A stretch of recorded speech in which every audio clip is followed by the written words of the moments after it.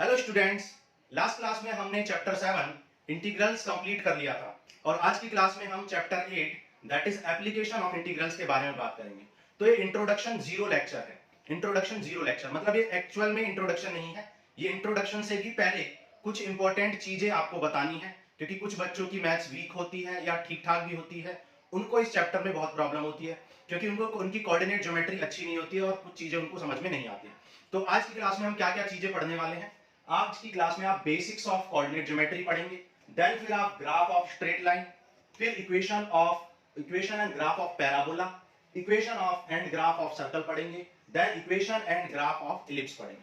ठीक है, ये सारी चीजें आज की क्लास में पढ़ेंगे, देन फिर एक्चुअल इंट्रोडक्शन क्लास आपके नेक्स्ट लेक्चर में करेंगे। ठीक है, तो देखो स्टार्ट करते हैं इंट्रोडक्शन जीरो क्लास, जिसमें आप सबसे पहले पढ़ोगे बेसिक्स ऑफ कोऑर्डिनेट ज्योमेट्री। ठीक है, बेसिक्स ऑफ कोऑर्डिनेट ज्योमेट्री।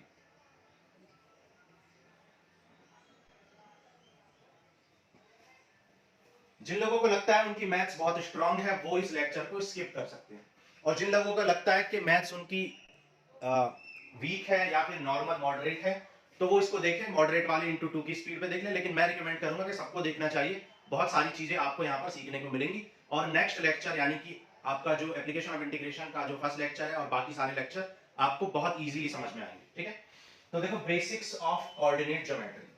देखो ये आपका प्लेन है और इस प्लेन पर हम एक वर्टिकल लाइन ड्रॉ कर दे तो आपका प्लेन 2 पार्ट्स में डिवाइड हो जाता है।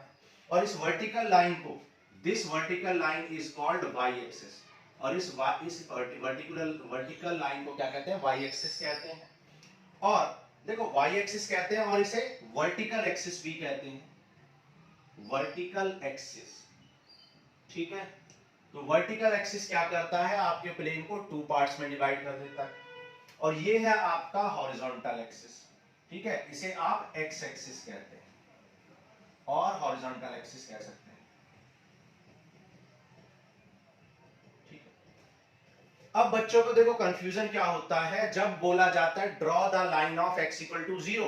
X equal to zero draw करने के लिए बोला जाता है तो वो कंफ्यूज हो जाते हैं, वो सोचते हैं एक्स इक्वल टू जीरो क्या है। तो देखो एक्स इक्वल टू जीरो, क्योंकि पूरे वाई एक्सिस पर x की वैल्यू जीरो होती है। क्यों? क्योंकि x कब चेंज होगा भाई, x कब चेंज होगा, जब आप इधर जाओगे तो ये 1 2 3 4, जब आप राइट साइड में जाओगे तो x चेंज होता जा रहा है, और लेफ्ट साइड में जाओगे तब भी x चेंज होगा। और क्योंकि x लेफ्ट साइड में नेगेटिव होता है, इधर नेगेटिव नंबर को रिप्रेजेंट करते हैं, तो इसे नेगेटिव x एक्सिस कहते हैं और इसे पॉजिटिव x एक्सिस कहते हैं। ठीक है, और उसी तरीके से इस पर, यहां पर ये पॉजिटिव रहती हैं चीजें 1 2 3 4, ये पॉजिटिव रहती हैं, तो इसलिए इसे पॉजिटिव वाई एक्सिस कहते हैं। ठीक है, और इसको आप नेगेटिव वाई एक्सिस कहते हैं। ओके, तो ये हो गया आपका positive x axis, negative x axis, positive y axis, negative y axis. पूरा एक्सिस है एक्स एक्सिस, ये पूरा एक्सिस है वाई एक्सिस। क्योंकि पूरे वाई एक्सिस पर आप एक ही जगह पर, क्योंकि यहां पर जिस जगह पर x और y एक्सिस इंटरसेक्ट करते हैं उस पॉइंट को क्या कहते हैं, ऑरिजिन कहते हैं, ऑरिजिन। और ऑरिजिन के जो कोऑर्डिनेट्स होते हैं वो क्या होते हैं, 0,0 होते हैं। मतलब यहां पर हम मानते हैं कि यहां पर x भी 0 है, y भी 0 है। इसको इनिशियल पॉइंट मतलब ऑरिजिन, स्टार्टिंग पॉइंट कहते हैं। जैसे जैसे आप ऑरिजिन से राइट साइड में जाएंगे तो x इंक्रीज होगा, लेफ्ट साइड में जाएंगे तो x डिक्रीज होगा मतलब नेगेटिव में होगा, ऊपर जाएंगे तो y इंक्रीज होगा, नीचे जाएंगे तो y डिक्रीज। तो इस जगह पर आपका x और y दोनों 0 है।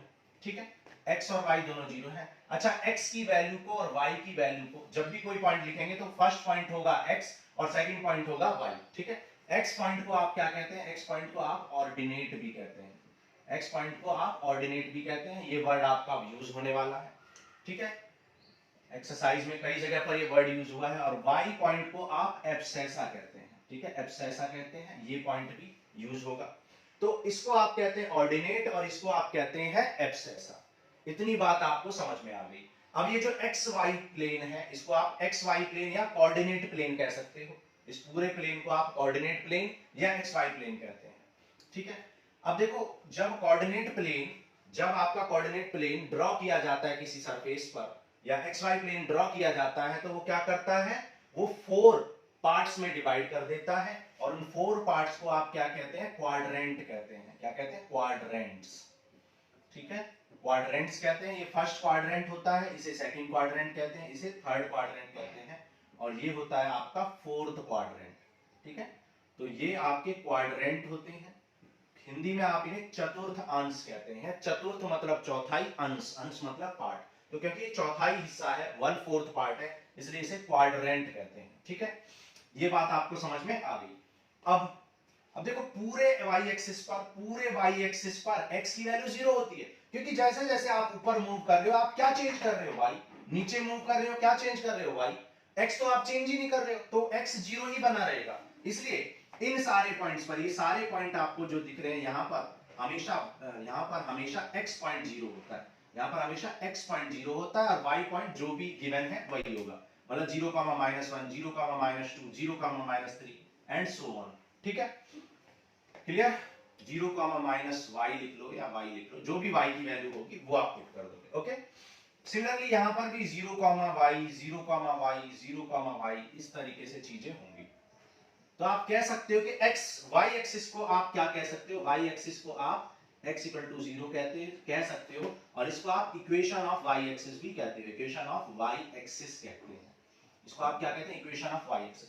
बहुत इंपॉर्टेंट होने वाली है क्लास, जिनको ये चीजें बोरिंग लग रही है वो into 2 की स्पीड पे देखें, लेकिन जरूर देखें। ठीक है, तो x = 0 क्या होता है, इक्वेशन ऑफ y एक्सिस होता है। x = 0 क्या होता है, equation of y axis. Similarly जब आप x एक्सिस पर इधर मूव करते हैं, जब x एक्सिस पर आप मूव करते हैं या इधर मूव करते हैं राइट और लेफ्ट साइड में, तो x एक्सिस पर मूव करते टाइम आप क्या चेंज कर रहे हैं, x चेंज कर रहे हैं। यहां पर y कितना था, 0, तो जब आप इधर जाएंगे तो कौन चेंज होगा, x चेंज होगा, y तो 0 ही रहेगा। इधर जाएंगे तो कौन चेंज होगा, x चेंज होगा, y तो 0 ही रहेगा। इसलिए पूरे y एक्सिस पर, पूरे x एक्सिस पर y = 0 होता है always, and this is called equation of x axis, और इसे आप इक्वेशन ऑफ x एक्सिस कहते हैं।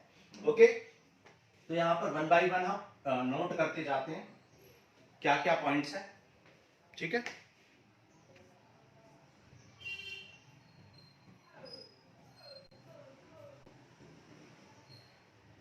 तो 1 बाय 1 यहां पे हम नोट कर लेंगे कि क्या क्या पॉइंट्स हम स्टडी करते जा रहे हैं, है ना। तो आपने देखा ऑरिजिन जो होता है, ऑरिजिन पर क्या होता है, x ऑरिजिन जो होता है वो 0, 0 होता है। ठीक है, ऑरिजिन 0, 0 होता है।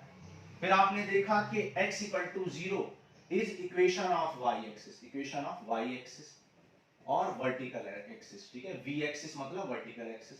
y = 0 क्या होती है, इक्वेशन ऑफ x एक्सिस होती है, इक्वेशन ऑफ x एक्सिस, या इसे आप हॉरिजॉन्टल एक्सिस भी कह सकते हो। ठीक है, नेक्स्ट है, और क्या पढ़ा आपने, और आपने पढ़ा कि आपका क्वाड्रेंट, आपका जो xy एक्सिस है उसे आपके xy प्लेन क्या कर देते हैं, 4 क्वाड्रेंट्स में डिवाइड कर देते हैं। अच्छा देखो, यहाँ पर x पॉजिटिव है, यहाँ पर y भी पॉजिटिव है, तो फर्स्ट क्वाड्रेंट में x एंड y दोनों पॉजिटिव होते हैं। आपने और क्या पढ़ा है कि x को ऑर्डिनेट और y को एब्सेसा कहते हैं, ये पॉइंट भी आप नोट कर लो। x को आप कहते हैं ऑर्डिनेट, क्योंकि ये एक्सरसाइज में यूज हुआ है, x को ऑर्डिनेट, और y को क्या कहते हैं, एब्सेसा कहते हैं। ठीक है, नेक्स्ट, अब देखो क्योंकि यहां पर x भी पॉजिटिव है और y भी, तो फर्स्ट क्वाड्रेंट में ऐसे पॉइंट्स आएंगे जो जिन पर x भी पॉजिटिव और y भी पॉजिटिव होगा। ठीक है, सेकंड क्वाड्रेंट में ऐसे पॉइंट आएंगे जहां x तो नेगेटिव होगा लेकिन y पॉजिटिव होगा। थर्ड में ऐसे पॉइंट आएंगे जहां पर x एंड y दोनों नेगेटिव होंगे, और फोर्थ में ऐसे पॉइंट आएंगे जहां पर x तो पॉजिटिव और y क्या होगा, नेगेटिव होगा। ठीक है, तो ये आपको समझ आ गया होगा। ठीक है, आप चाहें तो इनको लिख भी लें, फर्स्ट क्वाड्रेंट में दोनों पॉजिटिव, सेकंड क्वाड्रेंट में x negative y positive, third quadrant में क्या होगा, x नेगेटिव और y पॉजिटिव।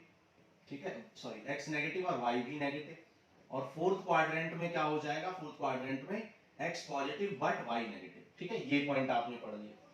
अब देखो आगे सीखते हैं। आगे देखो, आपको एक बात और मुझे बतानी है, तो पहले इसको आप स्क्रीनशॉट ले सकते हो, फिर इरेज कर देते हैं, फिर आगे चलते हैं।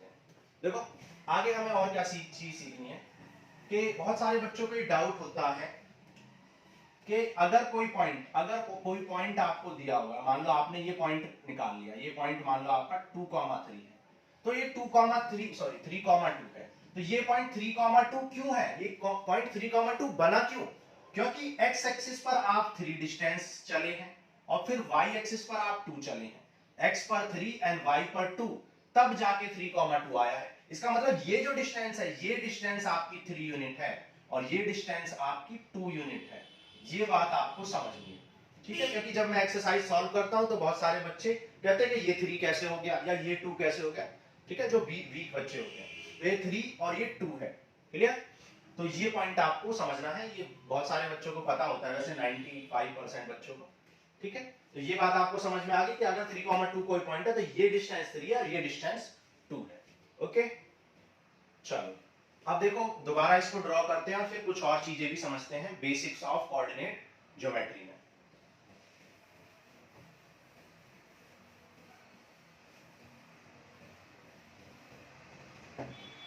तो जैसा कि मैंने बताया कि जब आप कहां पर मूवमेंट कर रहे हैं, जब आप y एक्सिस की तरफ मूवमेंट कर रहे हैं तो आपका x चेंज नहीं हो रहा है, क्योंकि आप y की तरफ ऊपर जा रहे हैं, y की तरफ नीचे जा रहे हैं। तो जैसे जैसे आप यहां पर y, ये कहां जा रहे हो आप, वर्टिकली अपवर्ड्स मतलब y एक्सिस, वर्टिकली डाउनवर्ड्स मतलब x एक्सिस, मतलब नेगेटिव y एक्सिस। तो ऊपर जा रहे हैं y एक्सिस, नीचे जा रहे हैं y। तो आप चेंज क्या कर रहे हैं, आप क्या चेंज कर रहे हैं, आप चेंज कर रहे हैं इसकी वैल्यू को, आप किसकी वैल्यू को चेंज कर रहे हैं, y की वैल्यू को। लेकिन x तो 3 है, इस पूरी लाइन पर x 3 है, इसलिए इस लाइन को x = 3 कहते हैं। इस लाइन को क्या कहते हैं, x = 3। इसी तरह इस लाइन को क्या बोलोगे, x = 2। तो आप कह सकते हो कि x = कांस्टेंट यानी x = एनी नंबर, कोई भी नंबर, is equation of line parallel to y axis, equation of line parallel to y axis, ठीक है। x = कांस्टेंट क्या होता है, line, equation of line parallel to y axis, ठीक है। तो लिख सकते हो x = constant equation of line parallel to y axis, ठीक है। y एक्सिस के पैरेलल इक्वेशन को कौन रिप्रेजेंट करता है, x = कांस्टेंट। जब भी x की वैल्यू 2 दी हो, 3 दी हो, 4 दी हो, या कोई भी कांस्टेंट नेगेटिव में भी दिया हो, यहां पर भी कोई दिया हो, तो उस लाइन को क्या कहते हैं, equation of line parallel to y axis, क्योंकि ऐसी लाइन y एक्सिस के पैरेलल होती है, ठीक है। सिमिलरली अगर आप बात करें, अगर आप मूवमेंट करें कहां पर, अगर आप मूवमेंट करें लेफ्ट और राइट में, अगर आप इधर चलते हैं, आप लेफ्ट में जा रहे हैं या राइट में जा रहे हैं, तो आप किसकी वैल्यू चेंज कर रहे हैं, x की वैल्यू। भाई जब आप इधर जा रहे हैं तो x इंक्रीज हो रहा है, x इधर जा रहे हैं तो x डिक्रीज हो रहा है। क्या y चेंज हो रहा है, y चेंज नहीं हो रहा है। क्योंकि y चेंज नहीं हो रहा है, इसलिए आप कह सकते हो कि ये जो पूरी लाइन है ये क्या है, y = 2 को रिप्रेजेंट कर रही है, y = 2 को रिप्रेजेंट कर रही है, और इसको आप एब्सेसा कहते हैं, एब्सेसा, y की वैल्यू को एब्सेसा कहते हैं। और x = कांस्टेंट को आप क्या कहते हैं, ऑर्डिनेट कहते हैं। ये वर्ड यूज हुआ है एक्सरसाइज में, इसलिए मैं ज्यादा बार-बार इसको बता रहा हूं, ठीक है। तो जब y की वैल्यू, इधर जा रहे हो तो कौन चेंज हो रहा है, x, इधर जा रहे हो तो कौन चेंज हो रहा है, x, y तो फिक्स है, y तो 2 है, y 2 है, इसलिए जब y = कांस्टेंट होता है, जब y = कांस्टेंट होता है, तो आप क्या कहते हैं, आप कहते हैं this is equation of line parallel to x axis. ऐसी लाइन की इक्वेशन होगी जो x एक्सिस के पैरेलल होगी, देख सकते हो, ठीक है। y = कांस्टेंट, प्लस माइनस भी हो सकता है, नीचे होगा तो माइनस में हो जाए, इसलिए आप यहाँ प्लस माइनस भी लिख सकते हो, ठीक है। तो y = जब भी प्लस माइनस के दिया होगा तो equation of line parallel to x axis हो जाएगा, ठीक है, दिखाई दे रहा है उधर, okay. Equation of line parallel to x axis हो जाएगा। तो जब भी x = something, x = 2, x = 3, x = -1, 2, 3 कुछ भी दिया होगा तो क्या होगा, parallel to y axis.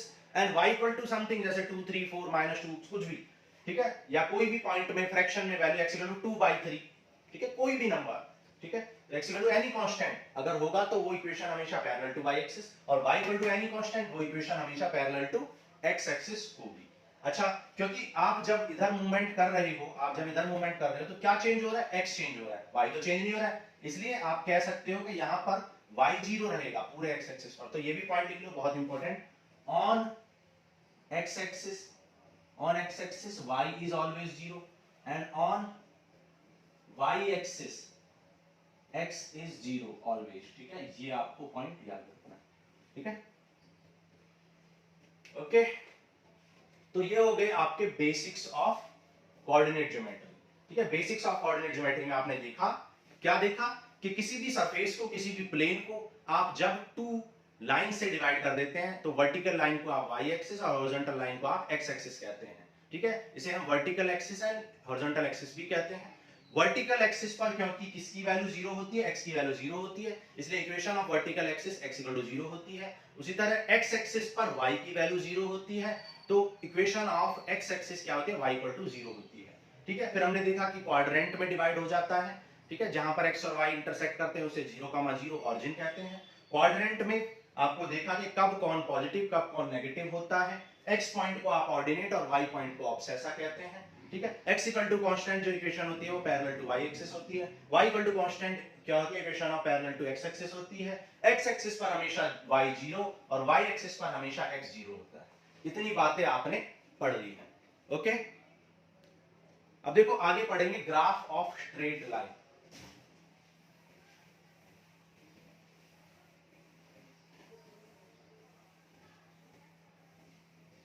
Second point क्या पढ़ना है आपको, ग्राफ्स ऑफ स्ट्रेट लाइन।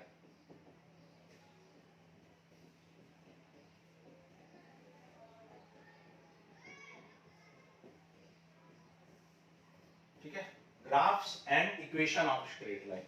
देखो कोई भी स्ट्रेट लाइन जो है स्टैंडर्ड फॉर्म में ax plus by plus c equal to 0 होती है, इसे आप लीनियर इक्वेशन भी कहते हैं। तो ये आप कह सकते हो लीनियर मतलब लाइन की इक्वेशन, ठीक है। तो ग्राफ ऑफ स्ट्रेट लाइन और ग्राफ ऑफ लीनियर इक्वेशन आप पढ़ोगे, ठीक है। अब देखो सबसे बेसिक जो ग्राफ होता है वो होता है x equal to y, very important, ठीक है, x इक्वल टू वाई। तो ये आपको बनाना आना चाहिए, x इक्वल टू वाई। अब देखो x इक्वल टू वाई जब मतलब यहाँ पर c की वैल्यू 0 होगी तो x इक्वल टू वाई, तो इसको बहुत इजी है। कोई भी ग्राफ आपको बनाना है तो आप क्या करोगे, x की कोई भी वैल्यू ले लो और y की कोई भी वैल्यू। मान लो x आप -2 लोगे तो y भी -2, x -1 तो y भी -1, x 0 तो y भी 0, x 1 तो y भी 1, x 2 तो y भी 2, ठीक है। ये लेक्चर आपका लीनियर प्रोग्रामिंग में भी काम आने वाला है, कई सारे चैप्टर में ही यूजफुल है, इसलिए आप इसको ध्यान से पढ़ें, ठीक है। तो देखो x की वैल्यू जब 0 तो y भी 0, वो तो ऑरिजिन पर होती है, इसका मतलब ये लाइन ऑरिजिन से पास होती है, ये कंफर्म है। फिर x की वैल्यू 1 तो y भी 1, तो मान लो ये 1 है, ये 1 है, तो x की वैल्यू 1 y भी 1। फिर x की वैल्यू 2 तो y भी 2 है, ठीक है। तो ये 1, 1 हो गया, ये 2, 2 हो गया। जब x की वैल्यू 3 होगी तो y भी 3 होगा, तो ये हो गया 3, 3। अब आप इनको ज्वाइन करोगे तो आपको इस तरीके से लाइन, नेगेटिव साइड भी देख लो, अगर आप ये -1 दोगे, ये भी -1, तो ये -1 है, ये भी -1 है, ठीक है। सिमिलरली ये हो गया -2, ये भी -2, तो ये -2, 2 हो गया। ऐसे -3, 3 भी ले सकते हो। तो आप देख सकते हो ये हो गई आपकी equation of x equal to y. तो x इक्वल टू वाई की इक्वेशन यहां पर लिख लो, x इक्वल टू वाई की जो इक्वेशन है वो क्या होती है, कैसे ड्रॉ होती है x इक्वल टू वाई, ये होता है x इक्वल टू वाई का ग्राफ, ठीक है। बहुत यूज होने वाला है, इसलिए आपको याद होना चाहिए, क्लियर। अब देखो नेक्स्ट करते हैं x equal to minus y. x equal to minus y का ग्राफ ड्रॉ करते हैं, या y equal to minus x, एक ही बात है, y equal to minus x. इसको आप x plus y equal to 0 भी कह सकते हैं, ठीक है। तो यहां पर जब आप x 0 लेंगे, x -2 ले लो, -2 लोगे x की वैल्यू तो y प्लस 2 आएगा।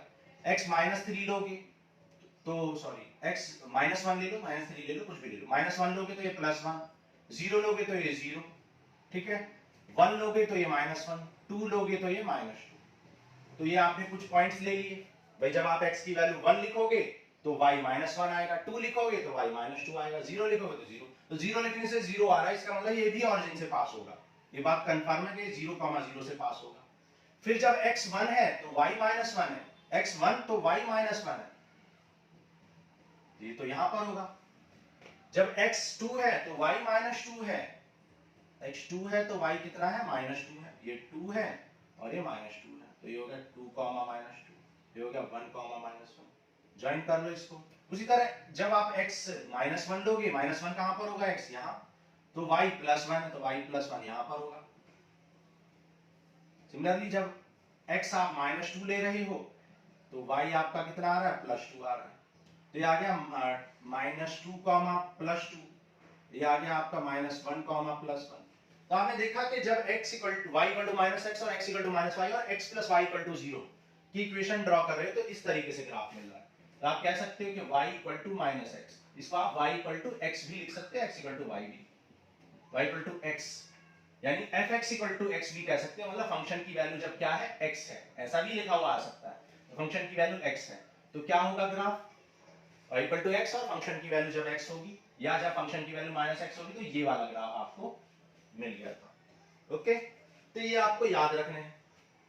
आगे चलते हैं, देखो नेक्स्ट वेरी इंपॉर्टेंट ग्राफ, बहुत इंपॉर्टेंट, दूसरा बहुत इंपॉर्टेंट ग्राफ क्या है, y equal to modulus of x, बहुत इंपॉर्टेंट। अब देखो मॉडुलस x कैसे वर्क करता है भाई, मॉडुलस x की वैल्यू जब x की वैल्यू, देखो मॉडुलस x क्या करता है, नंबर को पॉजिटिव बनाने का काम करता है, लेकिन कैसे, जब मान लो x खुद ही पॉजिटिव है, मतलब x खुद ही पॉजिटिव है, मतलब 0 से 0 या 0 से ग्रेटर है, ठीक है, 0 है या 0 से ग्रेटर है, मतलब नॉन नेगेटिव है, तो जब x खुद ही नॉन नेगेटिव है, दैट इज 0 से बड़ा है या पॉजिटिव है, तो ये क्या करेगा, ये कहेगा कि खुद ही पॉजिटिव है तो हम कुछ नहीं कर रहे, y की वैल्यू x ही हो जाएगी, मतलब जो भी x है, भाई x की वैल्यू 2 है तो ये कहेगा लो 2 ही रहेगी, क्योंकि ये साइन चेंज ही नहीं करेगा क्योंकि ऑलरेडी पॉजिटिव है। लेकिन जब x नेगेटिव हो जाएगा, जबकि मतलब x लेस देन 0 हो जाएगा, तो ये कहेगा x लेस देन 0 निकल के आ रहा है, तो ये क्या करेगा, ये बाहर से अपने आप एक नेगेटिव लगा के इसे पॉजिटिव बनाएगा, ठीक है। जब x खुद ही नेगेटिव है तो ये अपने पास से क्या करेगा, एक नेगेटिव लगाएगा और x की जो नेगेटिव वैल्यू उसको पॉजिटिव बनाने को, तो फाइनली आप ये ना सोचें कि y की वैल्यू नेगेटिव हो गई, नहीं, y की वैल्यू पॉजिटिव है, क्योंकि x नेगेटिव था इसलिए हमने एक नेगेटिव लगाया जिससे ये पॉजिटिव बन जाए, तो ये पॉजिटिव नंबर है, ये भी पॉजिटिव है, ध्यान रखना, बहुत सारे बच्चों को ये बात नहीं पता होती है, ठीक है। अब देखते हैं, देखो हमने बोला कि जब x 0 या 0 से ग्रेटर है, मतलब पॉजिटिव है, तो उस केस में y इक्वल टू x है, उस केस में y इक्वल टू x है, और y इक्वल टू x का ग्राफ क्या था, ये था, लेकिन ये ग्राफ तो x जब नेगेटिव है तब इधर जा रहा है, और जब x पॉजिटिव है, मतलब x की वैल्यू पॉजिटिव में है तो इधर जा रहा है, लेकिन हम क्या कह रहे हैं, जब x पॉजिटिव है, जब x पॉजिटिव है या नॉन नेगेटिव है, उस केस में y की वैल्यू x है, सिर्फ पॉजिटिव, तो x पॉजिटिव तो इधर होता है, तो x पॉजिटिव के केस में आपका y इक्वल टू x होगा, और y इक्वल टू x का ग्राफ कैसे जाता है, ऐसे जाता है, क्लियर। सिमिलरली जब आप क्या करेंगे, जब x आपका लेस देन 0, अब x लेस देन 0 कहां होता है, लेफ्ट, इधर लेफ्ट साइड में, लेफ्ट साइड में, तो क्या है, जब x लेस देन 0 है तो y का ग्राफ माइनस x की तरह बनाओ, माइनस x की तरह मतलब इधर बनाओ, तो y जब x नेगेटिव है, x नेगेटिव इधर होता है, तो जब x नेगेटिव है तो उस केस में आप ग्राफ इधर बनाओ, यानी ये वाला ग्राफ बनाओ, जब x पॉजिटिव है तो आप ये वाला, तो ये y equal to mod x का ग्राफ आ गया आपको समझ में, ये आपको याद रखना है, ठीक है, y इक्वल टू x का ग्राफ ये आपको याद रखना है, ओके। अब देखो ये तो हमने इन दोनों ग्राफ का यूज करके बनाया, आप वैल्यू पुटिंग से भी कर सकते हो कोई भी चीज, मान लो आप कह रहे हो कि भाई मैं x की वैल्यू -1 रखूंगा, तो x की वैल्यू -1 किसमें रखोगे, इसमें या इसमें, इसमें रखोगे, x की वैल्यू -1 आप इसमें रखोगे, क्योंकि x की वैल्यू आप कौन सी ले रहे हो, लेस देन 0 ले रहे हो, इसलिए ये वाले फंक्शन में रखोगे, तो जब x लेस देन 0 तो y की वैल्यू -x में रखोगे, तो ये आ जाएगा +1, मतलब जब x -1 ले रहे हो तो y आपका +1 आ रहा है, देख लो x -1 ले रहे हो तो y की वैल्यू +1 आ रही है, देखो ये +1 है। सिमिलरली जब x की वैल्यू -2 लोगे तो y की वैल्यू क्या आएगी, y की वैल्यू +2 आएगी, पुट करके देखो, तो x की वैल्यू -2 ले रहे हो तो y की वैल्यू आपकी +2 आ रही है, देखो, है ना, तो ये क्या है -2, +2, तो इस तरीके से आपका ग्राफ इधर जा रहा है, जब आप नेगेटिव वैल्यू पुट कर रहे हो, मतलब लेस देन 0 पुट कर रहे हो। सिमिलरली जब आप x की ग्रेटर देन वैल्यू पुट करोगे, ग्रेटर देन 0 यानी पॉजिटिव वैल्यू पुट करोगे या 0 पुट करोगे, तो उस केस में क्या होगा, उस केस में y इक्वल टू x वाला फंक्शन काम करेगा, ठीक है, कंडीशन बेस्ड फंक्शन है।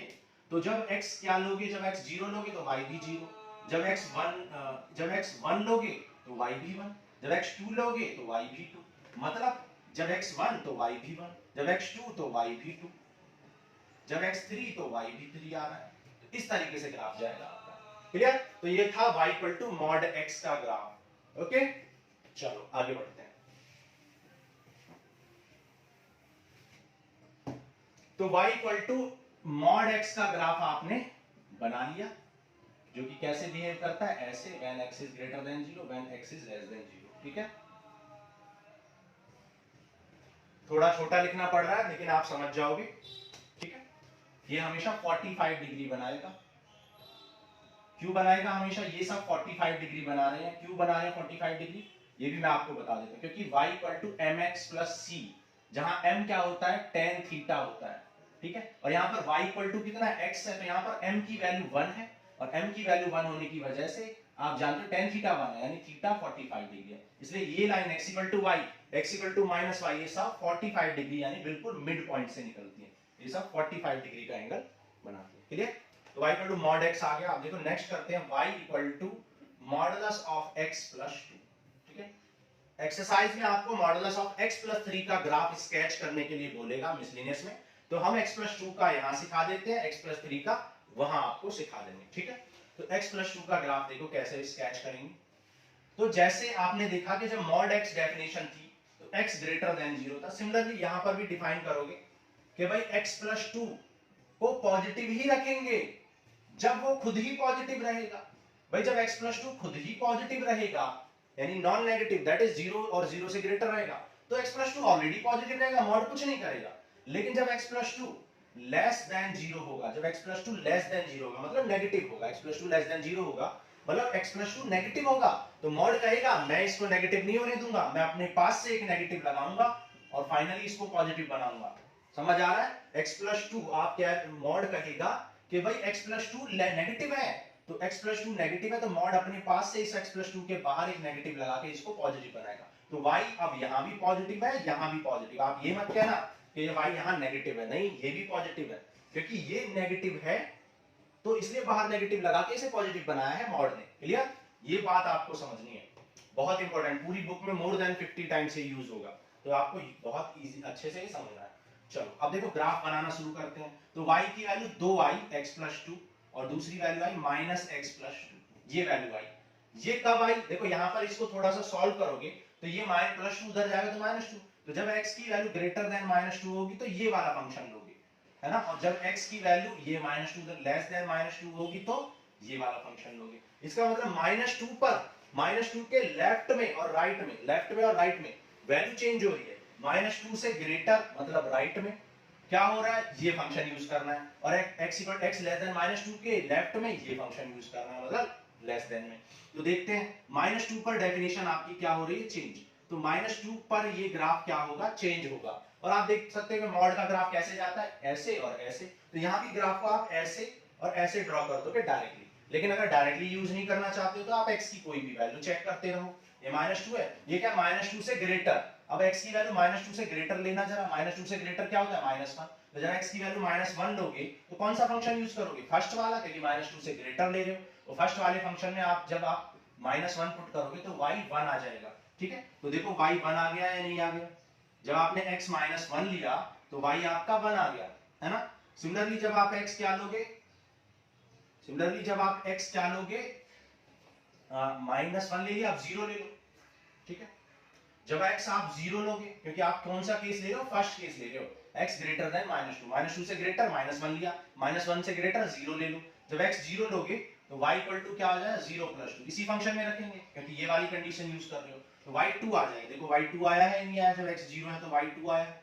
ओके, सिमिलरली अब आप इधर पॉइंट ले लो, तो जब आप दूसरे पॉइंट लोगे मतलब ये वाले केस को लोगे, इस वाले केस को, तो यहाँ पर क्या लेना, x लेस देन माइनस 2 लेना, तो माइनस 2 से लेस कितना होता है माइनस 3, तो जब x की वैल्यू माइनस 3 लोगे तो y कितना आ जाएगा, minus 3 plus 2, that is minus 1, यानी प्लस 1 आ जाएगा, है ना, प्लस 1।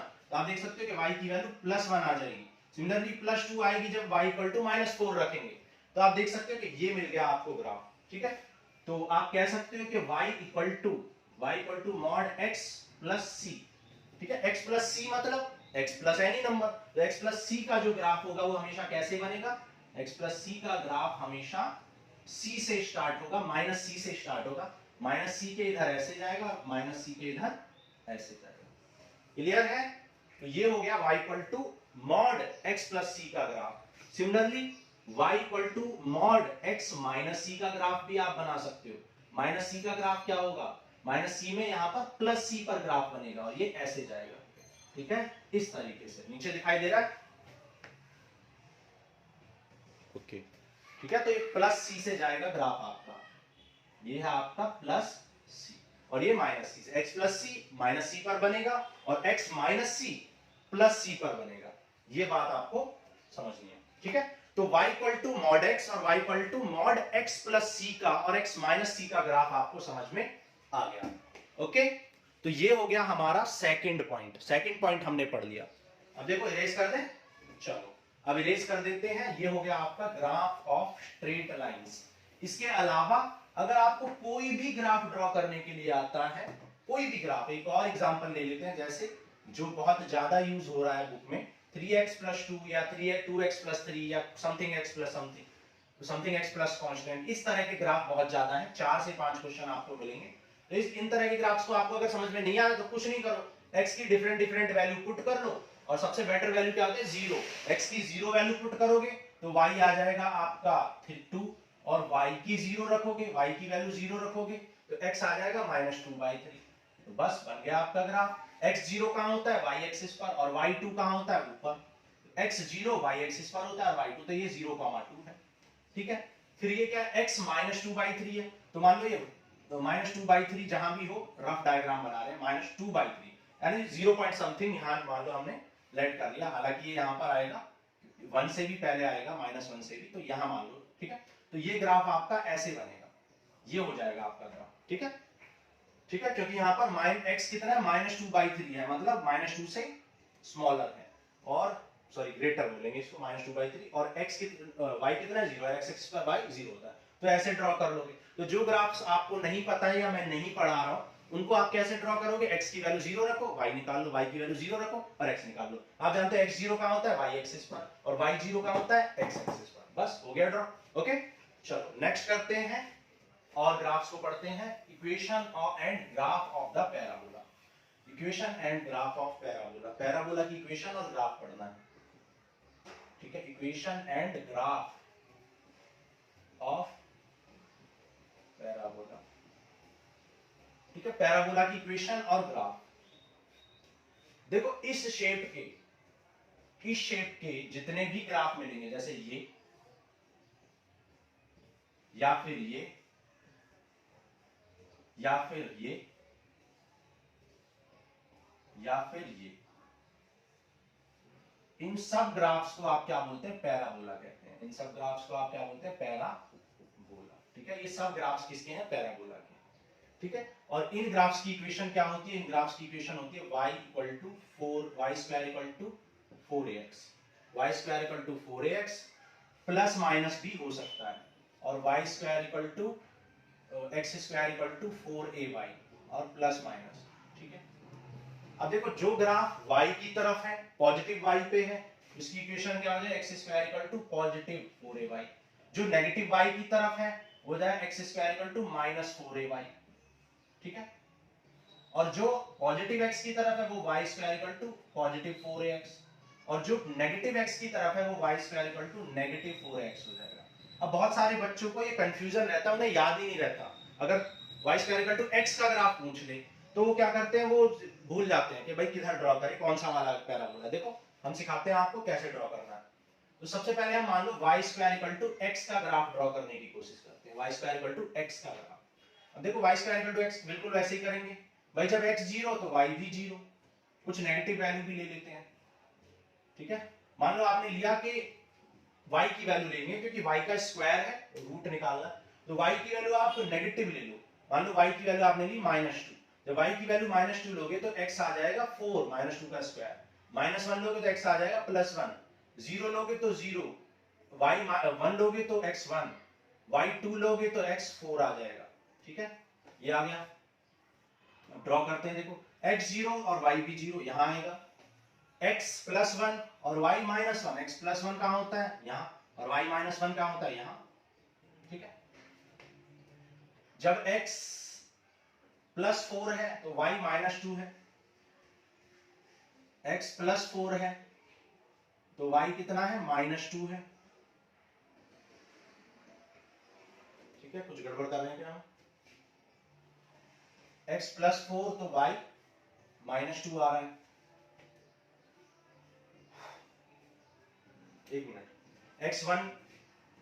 y -1 पुट किया तो x आ गया +1, 0 पुट किया तो 0, 1 पुट किया तो 1, 2 पुट किया तो 4 आ गया, -2 पुट किया तो 4। ठीक है, ठीक है, तो जब x आप 4 ले रहे हो तो y कितना आ रहा है, -2 आ रहा है। ठीक है, x4 ले रहे हो तो y आ रहा है आपका -2। ओके, यहाँ पे कर लो ये 1 और ये -2, तो ये आ रहा है आपका -2। ठीक है, सिमिलरली जब आप x1 लोगे तो y उस केस में 1 आ रहा है, x1 ले रहे तो y 1 आ रहा है, तो यहां पर आएगा। जब x2 लोगे, जब x4 लोगे सॉरी, तो y2 आ रहा है, y2 कहां आएगा? ठीक है, y2 कहां आएगा? यहां पर कहीं, ये 1 है ये 2 है, y2 आएगा, x4 है तो y2 है, तो ये ऐसे आएगा। जब आप इनको ज्वाइन करोगे तो इस तरीके से आपको एक ग्राफ मिल जाएगा। ठीक है, तो आप देख सकते हो ये y square equal to x का ग्राफ है, जो कि मैंने देखो y square equal to something x, यहाँ पे एक 4a की जगह कुछ भी 2x 3x 4x 1/2x कुछ भी आ सकता है, तो y square equal to x का ग्राफ आपने ड्रॉ किया। ठीक है, तो अब आपको ड्रॉ करके नहीं देखना है, आपको सिर्फ इतना याद रखना है कि यहाँ देखना है ये x पॉजिटिव तो आप पॉजिटिव x साइड बनाओगे, y पॉजिटिव तो positive y side, y negative तो नेगेटिव y, है ना। एक तरीका ये है याद रखने का, या दूसरा तरीका क्या है, आप देख रहे हो कि y की वैल्यू नेगेटिव रखो या पॉजिटिव रखो, y आप नेगेटिव पुट करो या पॉजिटिव पुट करो, x आपका क्या आ रहा है, हमेशा पॉजिटिव ही आ रहा है, इसका मतलब ये पॉजिटिव साइड ही बनेगा, क्योंकि y आप नेगेटिव पुट कर रहे हो, भाई -1 पुट कर रहे हो या +-2 पुट कर रहे हो, आपका graph y x positive x की साइड ही जा रहा है। +1 रखो y की वैल्यू या +2 रखो, x की वैल्यू हमेशा पॉजिटिव साइड ही जा रही है, आपने देखा पुट करके, है ना, तो बस ये पॉजिटिव साइड जाएगा। ठीक है, तो इस तरीके से सिमिलरली आपको चारों ग्राफ बना के देखने हैं। ओके, चलो नेक्स्ट करते हैं, next point equation of, next करते हैं equation and graph of circle. आपको बस यही सोचना है कि किसकी डिफरेंट डिफरेंट वैल्यू करने से कौन पॉजिटिव आ रहा है, जो चीज पॉजिटिव आ रही है वही क्या हो जाएगा आपका, उसी एक्सिस पर आप बना दोगे। ठीक है, नेक्स्ट करते हैं इक्वेशन ऑफ सर्कल। देखो इक्वेशन ऑफ सर्कल, सर्कल आप जानते हो, ये इस शेप को आप क्या कहते हैं, ये आपकी शेप है सर्कल। ठीक है, इस शेप को आप क्या कहते हैं, सर्कल। और अगर कोई सर्कल ऑरिजिन पर हो, ये ऑरिजिन पर है सर्कल, तो ऑरिजिन पर हो या विदाउट ऑरिजिन पर अलग अलग इक्वेशन होती है। ठीक है, पहले हम नॉर्मल सर्कल की इक्वेशन देखते हैं जो ऑरिजिन पर नहीं है। मान लो कोई सर्कल है जिसका सेंटर ऑरिजिन पर ना होकर कहां है, कहीं और है।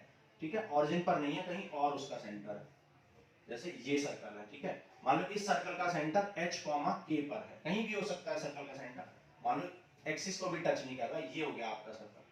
ठीक, मान लो ये आपका एक सर्कल है जिसका सेंटर क्या है, h, k है, और रेडियस इसकी क्या है, रेडियस है r। तो इस सर्कल की इक्वेशन क्या होती है, x - h whole square plus y - k whole square equal to r square. ठीक है, तो यहां पर सेंटर जो है वो क्या है, सेंटर है h, k, और रेडियस है यहां पर r, रेडियस है r। ठीक है, तो इस सर्कल का सेंटर क्या है, h, k है, और रेडियस r है। फॉर एग्जांपल अगर आपको कोई इक्वेशन दे रखी है x - 2 whole square plus y - 3 whole square equal to 16, तो यहां पर इस सर्कल का सेंटर 2, 3 है, जबकि 16 को क्या लिख सकते हो, 4 स्क्वायर, तो रेडियस r स्क्वायर की वैल्यू 16 मतलब r 4 है, मतलब इस सर्कल की रेडियस 4 हो जाएगी। ठीक है, आ रहा समझ में। लेकिन अगर कोई सर्कल है जिसका सेंटर क्या है, 0, 0 है, अगर कोई सर्कल है जिसका सेंटर 0, 0 मतलब ऑरिजिन पर है, तो उसकी इक्वेशन h, और उस इक्वेशन में h और k दोनों 0 हो जाएंगे, तो उस केस में h और k 0 कर दोगे, अब इक्वेशन क्या हो जाएगी, x square plus y square equal to r square. तो जब भी आपको ये इक्वेशन मिलेगी x square plus y square equal to r square, तो आप तुरंत क्या बनाओगे, एक सर्कल बनाओगे। फॉर एग्जांपल मान लो x square plus y square equal to 4 given है, तो r स्क्वायर की वैल्यू कितनी है, 4, यानी रेडियस आ जाएगी, रेडियस आ जाएगी आपकी 2, तो इसलिए इस सर्कल की ये जो रेडियस है ये 2 यूनिट है। ठीक है, ये 2 यूनिट हो जाएगी रेडियस, और ये पॉइंट 2, 0 हो जाएगा, क्योंकि x एक्सिस पर y 0 होता है, ये 0, 2 यहाँ पर x 0 है ना, तो ये हो जाएगी आपकी सर्कल की इक्वेशन। इसके अलावा जब कुछ टफ चीजें आती हैं, जब कोई टफ क्वेश्चन होता है, जो कि एनसीईआरटी में ऐसा कोई क्वेश्चन नहीं है, लेकिन ऐसा क्वेश्चन एग्जाम्स में पूछा जा सकता है, तो इक्वेशन ऑफ सर्कल कुछ इस फॉर्म से भी दी होती है, x square plus y square plus 2gx plus 2y plus c equal to 0। This is also the equation of the circle. अगर आप इस इक्वेशन को ओपन करते हो तो इस फॉर्मेट की कुछ इक्वेशन मिलती है।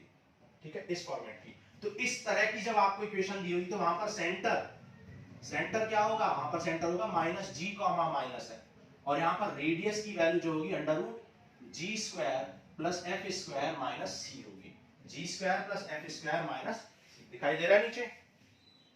ओके ठीक है। देखो मैं यहां पर बता देता हूं एक एग्जांपल। मान लो कोई आपको x square plus Y square plus 4x plus 4y plus 1 equal to 0, मान लो ऐसी एक इक्वेशन दी है और कह रहा है कि find the area under this curve, इस कर्व के अंडर एरिया निकालो, ठीक है, या enclosed by this curve, area enclosed by this curve या बाउंडेड बाय दिस कर्व पूछा है। तो आप तो समझ ही नहीं पाओगे ये कौन सी इक्वेशन क्या आ गया। तो आप क्या करोगे, x square plus Y square plus 2gx plus 2fy plus c equal to 0 से कंपेयर करोगे और 2g की वैल्यू क्या आ जाएगी 4, 2f की वैल्यू आ जाएगी 4 और c आ जाएगा आपका 1। तो यहां से 2g 4 है तो g आ जाएगा 2, f आ जाएगा 2, c आ जाएगा 1। तो सेंटर क्या हो जाएगा, क्योंकि g और f दोनों 2 2 आ गए तो सेंटर हो जाएगा -2, यानी -g, और यहां पर वैल्यू पुट करके रेडियस भी निकाल लोगे, ठीक है, और फिर आप सर्कल ड्रॉ कर दोगे।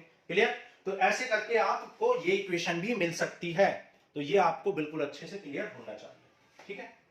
तो ये थी आपकी सर्कल की इक्वेशन, ये स्टैंडर्ड सर्कल की इक्वेशन है, ये भी स्टैंडर्ड सर्कल की इक्वेशन है, ये ऐसे सर्कल की इक्वेशन है जिसका सेंटर ऑरिजिन पर है, ठीक है।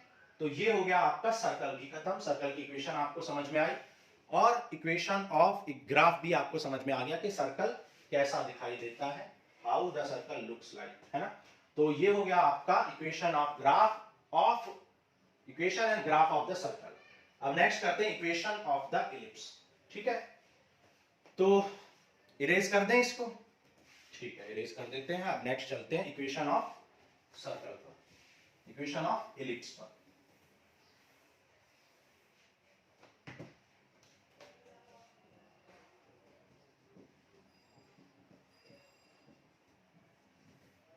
ठीक है, इक्वेशन ऑफ इलिप्स। अब equation and graph of ellipse, ठीक है, equation and graph of ellipse पढ़ेंगे। देखो क्या होता है कि अगर ये आपका सर्कल था, ठीक है, और सर्कल को मैंने थोड़ा सा दबा दिया, सर्कल को मैंने ऐसे करके प्रेस कर दिया, तो सर्कल को जब मैंने प्रेस किया तो ये बन गई हमारी नई शेप जिसे क्या कहते हैं, इलिप्स कहते हैं, ठीक है। देखो सर्कल की खास बात क्या थी, सर्कल की खास बात ये थी कि यहाँ पर ये पॉइंट और ये सारी डिस्टेंस ये इक्वल होती है जिन्हें आप रेडियस कहते हैं। यहाँ पर सारी डिस्टेंस इक्वल नहीं होती है, ये डिस्टेंस ग्रेटर होती है, ये डिस्टेंस स्मॉलर होती है, क्योंकि हमने इसको ऐसे प्रेस कर दिया है तो ये b क्या हो गया है, लेस देन हो गया। तो यहाँ पर आप कह सकते हो कि a is greater than b। तो जब a की वैल्यू ग्रेटर देन b होती है, मतलब जब x एक्सिस पर आपका क्या होता है, x एक्सिस पर आपका x एक्सिस पर आपका मेजर एक्सिस होता है, इसको क्या बोलते हैं, मेजर एक्सिस, और इसको क्या बोलते हैं, माइनर एक्सिस बोलते हो, ठीक है, इस पूरे को। तो मेजर एक्सिस की लेंथ कितनी है 2a और माइनर एक्सिस की लेंथ कितनी है 2b, ठीक है। इसको आप सेमी मेजर कहते हैं, मतलब आधा मेजर एक्सिस, है ना, ये भी सेमी मेजर है, सेमी माइनर है, सेमी माइनर है। तो इक्वेशन ऑफ इलिप्स क्या होती है, x square plus a square upon y square upon b square, x square upon a square upon y square upon b square equal to 1, where a is greater than b, जहां पर a क्या है, major axis है, मतलब x axis पर है, तब ये इक्वेशन होगी, ठीक है। और फिर दूसरी इक्वेशन क्या है, अगर इलिप्स को आप ऐसे ना प्रेस करके आप ऐसे प्रेस कर दें, ऐसे प्रेस कर दें, तो ये हो जाएगा आपका माइनर एक्सिस और ये हो जाएगा अब आपका मेजर एक्सिस। तो अब जो इक्वेशन होगी वो होगी x square upon b square plus Y square upon A square equal to 1। तो ये हो जाएगी आपकी इक्वेशन ऑफ इलिप्स, ठीक है। ये भी आपकी क्या है, इक्वेशन ऑफ इलिप्स है, जिसका मेजर एक्सिस कहां है, एक्स एक्सिस पर है, ठीक है। मेजर एक्सिस कहां है इसका, एक्स एक्सिस पर है, सॉरी वाई एक्सिस पर है, मेजर एक्सिस इसका वाई एक्सिस पर है, ओके। तो ये होगी आपकी एक और इक्वेशन ऑफ इलिप्स। अब देखो एक पॉइंट मैं आपको और बताता हूं, अगर आप क्या करें, अगर आप a और b की वैल्यू को इक्वल पुट कर दें, तो a और b की वैल्यू पुट करने से हो जाएगा X square upon A square plus Y square upon A square equal to 1। तो एलसीएम लोगे तो क्या आ जाएगा, X square plus Y square equal to A square आ जाएगा, X square plus Y square equal to क्या आ जाएगा आपका ए स्क्वायर आ जाएगा। तो आप देख सकते हो ये आ गई आपकी इक्वेशन ऑफ सर्कल, मतलब इक्वेशन ऑफ इलिप्स को अगर आप इलिप्स में a और b को इक्वल रख दें तो क्या हो जाएगा, इक्वेशन ऑफ सर्कल हो जाएगी। ऐसा क्यों हो रहा है, क्योंकि इलिप्स बनाई कब था, जब आपने सर्कल की एक जो ये है डायमेंशन है, या जिसे क्या कह सकते हैं, एक्सिस कह सकते हैं, सर्कल के एक एक्सिस को छोटा कर दिया था। लेकिन अगर दोनों को इक्वल कर दें तो अगेन वो क्या बन जाएगा, सर्कल, मतलब a और b की वैल्यू को अगर इक्वल कर दें तो सर्कल बन जाएगा, ओके। क्लियर है? तो ये थी आपकी इक्वेशन ऑफ इलिप्स।